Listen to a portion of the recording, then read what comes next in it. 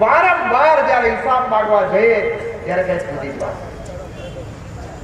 ભારતીય જનતા પાર્ટીનો સ્વભાવ રહ્યો. 2002 ની અંદર ચૂંટણીઓ હારી જતા, તાલુકા પંચાયત હારી ગયા, જિલ્લા પંચાયત હાર્યા, અમદાવાદનું કોર્પોરેશન 2000 માં હારી ગયા. પેટા ચૂંટણી આવી અહીંયા સાબરમતીની, નરહરિભાઈ 21,000 મતે. કેટલા નરહરિભાઈ? 21,000 મતે નરહરિભાઈ જીતા. એટલે એમ કહ્યું કે હવે તો હાથમાંથી ગયું ગુજરાત. એટલે પેલા ભાઈ નીચા માણસ એવું કર્યું. એને શું કર્યું ભારતીય જનતા પાર્ટીએ? કે હવે હારીએ છીએ તો કંઈક નાટક કરવું જોઈએ. એટલે કહ્યું કે કેવું નાટક કરવું.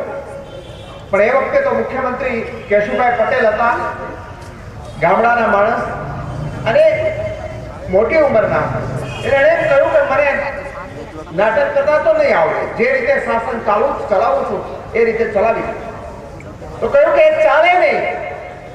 એટલે જે મોટા નાટ્યકાર હતા દિલ્હીથી નરેન્દ્ર મોદીને બોલાવી કહ્યું કે નાટક કરીને ચૂંટણી જીતો. મોદી સાહેબે કહ્યું કે 100 દિવસની અંદર અમદાવાદમાં ગુજરાતમાં પરિણામ બતાવી, અને 100 દિવસ થાય એની પહેલા ગોધરાની અંદર ટ્રેન સળગાવાય. 59 નિર્દોષ લોકો જીવતા હતા. બાળકો પણ હતા, મહિલાઓ પણ હતી અને નિર્દોષ બીજા લોકો પણ. સુરક્ષાની જવાબદારી નરેન્દ્ર મોદીની હતી. મુખ્યમંત્રી શ્રી નરેન્દ્ર મોદી જ્યાં જ્યાં જાય છે, 3 જિલ્લાની પોલીસ રાખી છે ને સુરક્ષામાં જાય છે, તો ટ્રેનની સુરક્ષાની જવાબદારી એની હતી.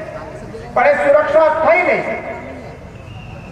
મોદી સાહેબે હવે તો બધા એમ કે છે કે ટ્રેન કોણે સળગાવી, બધાને પૂછીએ, નાના છોકરાને તો ખબર છે કોણે આ ટ્રેન સળગાવી છે.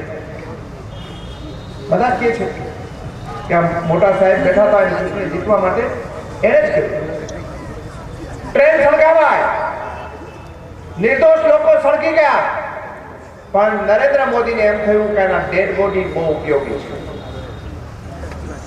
એટલે એને કહ્યું કે અહીંયા શમશાને લઈ જતા નહીં, રાજકોટમાં અમદાવાદમાં લઈ આવો, બધાને બતાવો કે જો આની હાલત આવી કરી છે. એટલે તમે જાઓ, ઘર સળગાવો, મારી નાખો, કાપી નાખો, જે કરવું હોય કરો, હું બેઠો છું. મને એક સવાલ ઉભો થાય છે, રસ્તામાં ક્યાંક અકસ્માતમાં કોઈ માણસ ગુજરી ગયો હોય, મોઢું દેખાય ઓળખાય એવું ન હોય, તો પહેલું કામ આપણે શું કરીએ? એના ઉપર કવર કરીએ છીએ. કોઈ સળગી ગયો હોય તો પહેલા એને ઉપર કપડું ઢાંકી દઈએ છીએ. અને વડીલો તો એવું કરે છે કે એ એવા શરીરને, એના સુંદાયેલું શરીર હોય કે સળગી ગયેલું હોય તો વડીલો, મહિલાઓ અને બાળકોને કે યુવાન લોકોને જોવા દેતા નથી, કારણ કે એનો આઘાત સૌથી ખરાબ હોય. પરંતુ નરેન્દ્ર મોદીના સગા સંબંધી નહોતા, એટલા માટે ત્યાંથી લઈ આવ્યા, પ્રદર્શન કર્યું, ગુજરાત થંગાવ્યું. 2000 લોકો મરી ગયા, લાખો મિલકતો લૂંટાઈ, કેટલાય લોકો ઉપર જુલમો થયા. અને મોદી સાહેબ સોમવારના બોજા ઉપર સવાર થઈ અને ગાદી ઉપર બેસી ગયા. એ ગાદી ઉપર બેઠા, પણ જેને એમ કહ્યું હતું કે જાઓ, જે કરવું હોય કરો, હું બેઠો છું, એ બધા સાબરમતી જેલમાં બેઠા ને ભજીયા બનાવે. અને મોદી સાહેબ એમ કહે છે કે ગુજરાતને બદનામ કરવા વાળાઓ, જતા જતા ભજીયા ખાતા જાજો. અમારા ભજીયા તે નથી બનાવ્યા, તે મોકલેલા કેદીઓએ બનાવ્યા. 5000 લોકો બેઠા છે. 2002 ની ચૂંટણીઓ એવી રીતે જીતા. પછી 2007 ની ચૂંટણીઓ જીતવી હતી. એટલે મોદી સાહેબે પોલીસ અધિકારીઓને બોલાવ્યા. કહ્યું કે ભાઈ દર મહિને 2 મહિને ગુજરાતની અંદર ત્રાસવાદી એન્કાઉન્ટરની અંદર મરવો જોઈએ. પોલીસ અધિકારી કે સાહેબ સાચી વાત, ગુજરાતની અંદર ત્રાસવાદી આવે તો મરવો જોઈએ, ગોળી મારવી જોઈએ. આપણે એમ કહીએ છીએ ત્રાસવાદીને ગોળી સિવાય બીજું કઈ મરાય. પણ અધિકારીઓએ કહ્યું કે જો પોલીસ અધિકારી એમ કહ્યું કે જો ત્રાસવાદી ના આવે તો શું કરવું? તો કે તો ગમે તે છોકરા છોકરીને પકડી આવો, મારી નાખો, જાહેરાત કરી દો કે આ ત્રાસવાદી હતો. જુઓ, એક જ પ્રકારની સ્ટોરી આવતી હતી. શું આવતી હતી? કે આ ત્રાસવાદી હતો, લશ્કરે તોયબાનો મેમ્બર હતો, દાઉદનો માણસ હતો, ISI નો એજન્ટ હતો, અને આપણા લોકપ્રિય મુખ્યમંત્રી નરેન્દ્ર મોદી 36ની છાતીવાળા ત્રાસવાદીઓની સામે લડે છે એટલા માટે મારવા માટે જતા હતા અને પોલીસની સાથેની મુઠભેડમાં માર્યા ગયા, એન્કાઉન્ટરમાં માર્યા ગયા. કેટલાને માર્યા? 22 ને માર્યા પછી ગુજરાતની પોલીસે તપાસ કરીને સુપ્રીમ કોર્ટમાં રિપોર્ટ કરી દીધો કે કોઈ ત્રાસવાદી નહોતા, કોઈ ISI ના એજન્ટ નહોતા, કોઈ દાઉદના માણસ નહોતા. કોકને ભાવનગરમાંથી પકડી આવ્યા હતા, કોકને સુરતમાંથી પકડી આવ્યા હતા, કોકને રાજસ્થાનથી પકડી આવ્યા હતા, અને કોકને મુંબઈમાંથી પકડીને મારી દીધી. એમાં 19 વર્ષની છોકરી હતી, તુલસી પ્રજાપતિ જેવો રાજસ્થાનનો એક દલિતનો માણસ છે, બધાને મારી. એટલે સુપ્રીમ કોર્ટે નરેન્દ્ર મોદીની સરકારને પૂછ્યું કે સાચું શું? એફિડેવિટ ઉપર કહો, સોગંદનામા ઉપર, નહીં તો અમે CBI ને તપાસ આપીશું. તો મોદી સાહેબ કે CBI ની તપાસ ના જોઈએ, અમે જ પકડીને પૂરી દઈએ છીએ. 29 પોલીસ અધિકારીઓને પૂરી દીધા, આજે જેલમાં બેઠા છે. 2007 ની ચૂંટણી એવી રીતે જીતા. હવે 2012 ની ચૂંટણી આવે છે, અને એ વખતે જે ઓલા 5000 જેલમાં બેઠા બેઠા ભજીયા બનાવે છે સાબરમતી જેલમાં, અને જે 29 પોલીસ અધિકારીઓ એન્કાઉન્ટરના કેસની અંદર બેઠા છે અંદર, એ એમ કહે છે કે મોદી સાહેબ હવે અમે એકલા નહીં બેસી અંદર, અને તમે અમિત શાહને અંદર મોકલશો એનાથી નહીં પતે, તમારા હુકમનું અમે પાલન કરેલું છે, અને હવે અમે સાચી વાત કહીશું એટલે તમારે અંદર આવવાનું થવાનું છે, તમારા હુકમનું પાલન કરજો. એટલું જ નહીં, એના પરિવારજનો આવીને એમ કહે છે કે સાહેબ 10 વર્ષ થઈ ગયા અમારા છોકરાઓ સાબરમતી જેલમાં બેઠા છે, પણ મેં કીધું તમને કોણે કીધું તું આવવા? તો કે મોદી સાહેબના લોકોએ કહ્યું હતું. તો મેં કહ્યું એમની પાસે જાઓ. તો કે ત્યાં તો જઈએ છે, તો એમના ઘરે તો સિક્યુરિટી બેસાડી છે, અંદર જવાય દેતા. મેં કહ્યું હવે શું? તો કે 2012 આવવા દો, કમળનો કચર ઘાણ વાળી નાખવાનો છે. તો મોદી સાહેબ કે તમને મૂકા પડતા મુસલમાન ભાઈઓ તમે આવો, તમારી સાથે સદભાવના કરીને. એટલે હવે ગામો ગામ સદભાવના કરવા નીકળ્યા છે મુસલમાન ભાઈઓ પાસે. અહીંયા કહ્યું ત્યાં આપણે યુનિવર્સિટી ગ્રાઉન્ડમાં 35 લાખ રૂપિયા તો ભાડું કર્યું ત્યાં સદભાવના કરવા માટે. જેને મારવા મોકલ્યા હતા એને કહ્યું કે હવે તમારે મતની જરૂર છે, આવો અને મારી બાજુમાં ફોટા પડાવો. દાઢી જે મુસલમાન ભાઈઓ રાખતા ન હોય એને નહીં આવવાનું, પણ દાઢી વાળા તો ખાસ આવે. બહેનો બુરખા પહેરેલી એ ખાસ આવે, મારી બાજુમાં ઊભી રહે, ફોટા પડાવે. અને મુસલમાન ભાઈઓ ટોપી પહેરીને ખાસ આવે બધા. અને ના એની પાસે ટોપી હોય તો ભાજપના કાર્યકરોને કીધું કે ટોપીઓ આપો બધા. બજારમાં ટોપીઓ ખૂટી પડી, અમદાવાદમાં ટોપીઓ ખૂટી પડી.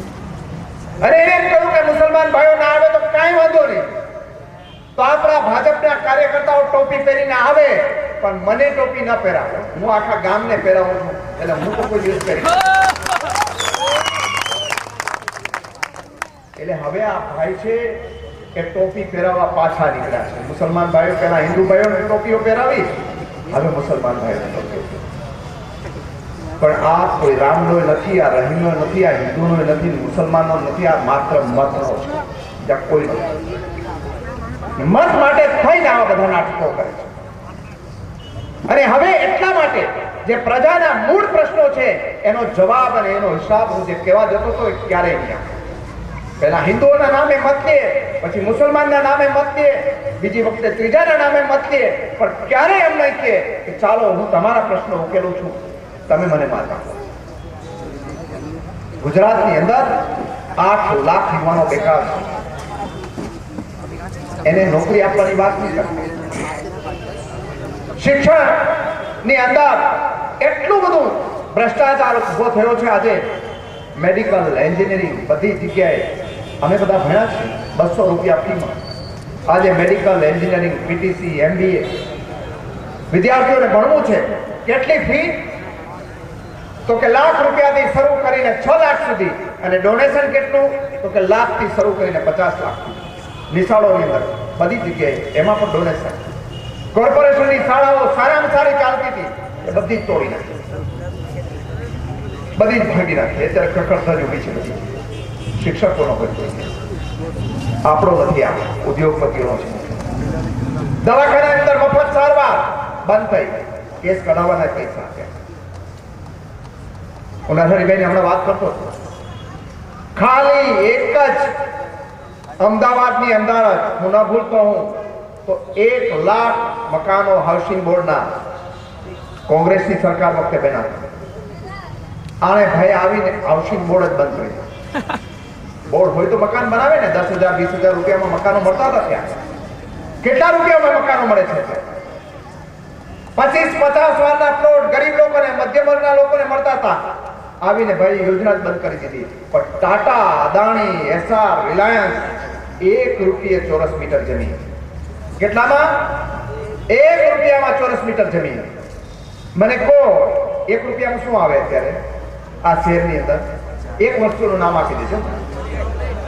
5 સ્ટાર ચોકલેટ આવે છે 1 રૂપિયામાં. કેટલામાં આવે? 5 રૂપિયામાં આવે. અને એક ઘરની અંદર શાક વઘારવા તેલ જોતું હોય તો એક ટાઈમનું મળે છે 1 રૂપિયામાં? ના મળે. 1 રૂપિયામાં પેન મળે છે? પેન્સિલ મળે છે? કાંઈ ના મળે. પણ અદાણી, એસઆર આવી કંપનીઓ જે મુખ્યમંત્રીશ્રીના BPL ના લિસ્ટમાં છે એને રૂપિયે ભાવે બધા જે જોઈએ. ટકે શેર ભાજી ને ટકે શેર ખાજી. ઉદ્યોગો માટે બધું.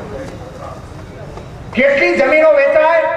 તો કે 104 કરોડ અને 40 લાખ ચોરસ મીટર જમીન 5 વર્ષમાં સોંપી દીધી. કેટલા અમદાવાદ થાય 104 કરોડ ચોરસ મીટર માંથી?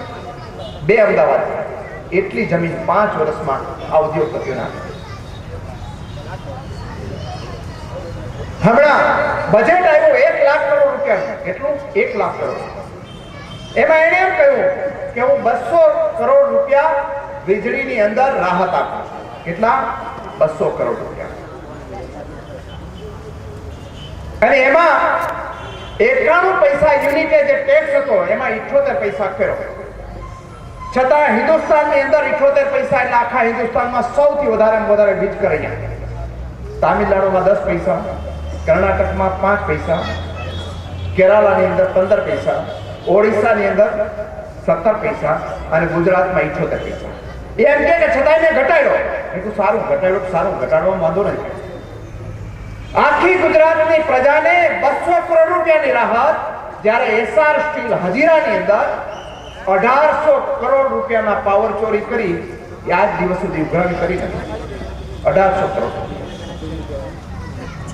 બીજા 200 કરોડ રૂપિયા 1 લાખ કરોડમાંથી બીજા 200 કરોડ રૂપિયા વેટમાં રાહત આપી.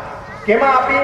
તો કે અગરબત્તીમાં, બહેનોના ચાંદલામાં, આંજણા જે એમાં, બંગડીમાં, બકલમાં, એમાં બધામાં આપી. પણ બહેનો એમ કે છે કે અમને પેટ્રોલ ડીઝલમાં રાહત આપો વેટમાં. આખા હિન્દુસ્તાનમાં સૌથી વધારેમાં વધારે 26% વેટ અહીંયા, એમાં ઓછા કરો તો કે એમાં ના થાય. આપણા આખા ગુજરાત માટે 200 કરોડની રાહત વેટમાં. અને એક જ એસઆર ઓઇલ કંપનીને 9,100 કરોડ રૂપિયા. કેટલા? 9,100 કરોડ રૂપિયાની રાહત એક જ કંપની. આખા ગુજરાતની ખેતીવાડીની કમાણી કેટલી? 55% લોકો ખેતીવાડી પર નભે છે. કેટલી? તો કે 35,000 કરોડ રૂપિયા. 55% પ્રજા આખું વર્ષ મહેનત કરે ત્યારે 35,000 કરોડનું ઉત્પાદન કરે. જ્યારે એક જ ટાટા કંપનીને એને 33,000 કરોડ રૂપિયાની રાહત. એક જ. એટલે જ કહું છું કે આપણી સરકાર અને એને જે ભ્રષ્ટાચાર કર્યો છે 17 કૌભાંડો અંદર 1 લાખ કરોડનો ભ્રષ્ટાચાર. 17 કૌભાંડો. અને જો લોકાયુક્ત નિમાય તો જે રીતે યદુરપ્પા જેલમાં ગયા એ જ રીતે નરેન્દ્ર મોદી એક દિવસ બહાર રહી શકે, પણ 8 વર્ષથી લોકાયુક્ત નિમાતા નથી. અમદાવાદની અંદર કેટલી 800 લૂંટ થઈ, એક વર્ષની અંદર 800 લૂંટ થઈ. ચોરી નહીં, ચોરીની તો કોઈ સીમા નથી. અછોડા કેટલા લૂંટાય છે એની કોઈ સીમા નથી. ટ્રાફિકની કેવી મુશ્કેલી છે એની વાત જ જવા દો. આ સરકાર આપણી નથી. અને એટલા માટે આ જનસંપર્ક અભિયાન દરમિયાન આપ સૌને હિસાબ દો, જવાબ દો કાર્યક્રમ હેઠળ આવ્યા છે. મને નરહરીભાઈ વાત કરી હમણાં, મને કે પાછળ છે ને એક ગાડી ઊભી છે, આપણે શું બોલીએ છીએ મોદી સાહેબને બરોબર અહીંયાથી રેકોર્ડ કરીને સીધું લાઈવ ત્યાં સાંભળવું પડે. પોલીસ કમિશનર ઓફિસમાં સાંભળવું પડે છે અને અહીંયા સાંભળવું પડે છે. સવાલ એટલો છે કે 2012 છે કે નજીકના ભવિષ્યમાં આવવાનું છે, અને એટલા માટે એની સાચી વાતો પ્રજા સુધી ન પહોંચે એટલા માટે વિધાનસભાની અંદર આપણે બધા આપણા બધા વતી જે બોલવાનું થાય બોલી ના શકાય એટલા માટે શક્તિસિંહ ગોહિલને પણ ત્યાંથી સસ્પેન્ડ કર્યા. એટલા માટે વિધાનસભાની અંદર જે બોલીએ રેકોર્ડ ઉપર લખેલું બોલાય, અહીંયા ગમે તે બોલી શકાય. વિધાનસભાની અંદર તો પુરાવા સહિતનું બોલવું પડે, નહીં તો ચાલે. એટલા માટે ત્યાં પુરાવા સહિતનું રેકોર્ડ ઉપર ન મુકાય એટલા માટે સસ્પેન્ડ. એને એમ હતું કે આખો પક્ષ સસ્પેન્ડ થશે. શક્તિસિંહે આગ્રહ કર્યો કે હું ભલે બહાર જાઉં પણ સાચી વાત તમે બધા અંદર. અને એ લડાઈ આપણી જે સત્ય માટેની એ આગળના દિવસોમાં ચાલુ રહેવાની છે. ખાસ કરીને જે મારા યુવા મિત્રો આવ્યા છે એને વિનંતી એટલી કરવાની છે કે આ ભવાઈ મંડળીના રૂપમાં 10 વર્ષથી ખેલ કરતી બેઠી છે. એને સાચો બોધપાઠ આપવાનો સમય હવે નજીકમાં આવી ગયો. ત્યારે સાચી વાત છે, તમે બધા જ યુવાન મિત્રો જ્યાં જ્યાં જાઓ ત્યાં કરો એવી વિનંતી સાથે આજે ખૂબ મોટી સંખ્યામાં આપ ઉપસ્થિત રહ્યા એ માટે આપ સૌનો આભાર માનું છું.